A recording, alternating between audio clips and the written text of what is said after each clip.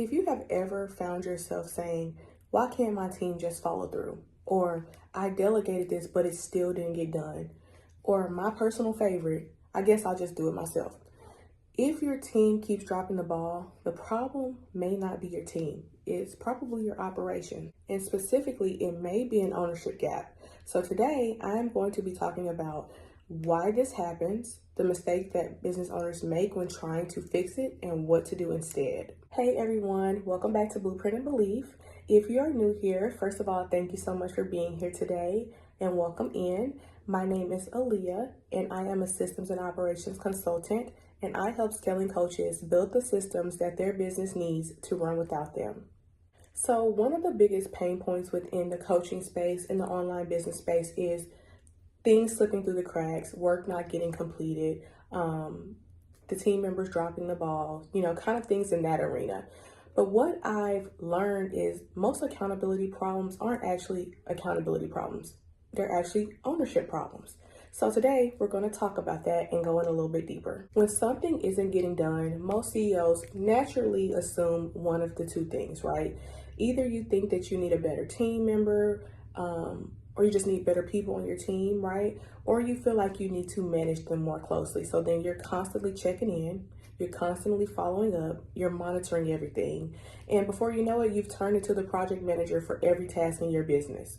But here's the problem with that. Micromanagement doesn't create ownership. It actually creates dependency. An ownership gap exists when responsibility is not clear. There's no clarity around who owns that specific task. So someone may be completing the work, but nobody actually owns the outcome. Okay, so let me explain. A task is maybe your team member being responsible for uploading the weekly newsletter, right? But ownership is different. It's a little bit deeper than that. It's basically ensuring that the newsletter is delivered every week and performs according to the expectation. And those are two different things, you guys. One is an activity and one is a responsibility. So many teams are actually assigned activities. Very few teams are assigned ownership. Here are a few signs that you might have an ownership gap within your business. Sign number one being everything still requiring your approval. Your team members might actually be completing the work, but they are still coming back to you to make decisions about finalization. Can I post this? Is this good to publish? That is the number one sign. Sign number two that you may have an ownership gap within your business is the same mistakes happen repeatedly.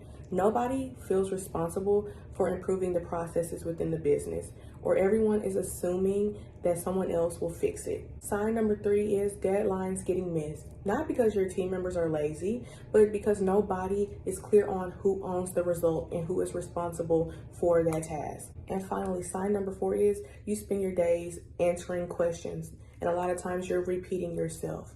Okay, your team is constantly asking you, what should I do here? How should I handle this? Can you review this? So essentially you become the bottleneck in your business. The solution isn't more meetings. It isn't micromanagement or more oversight. It is simply clearer ownership, you guys. For every recurring task in your business, you need to be asking not who touches it, but who owns it, right? Who is responsible for this outcome? Who is accountable when something goes wrong? Who is responsible for improving the process?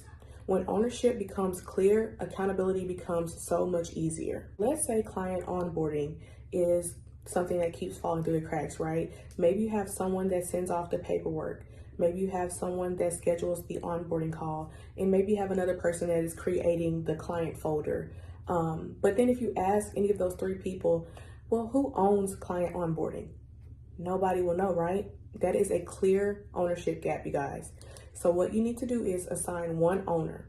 So then that one person is going to be responsible for ensuring that that entire process is working from start to finish. So if your team keeps dropping the ball, I don't want you to immediately assume that you have a people problem or a team's problem.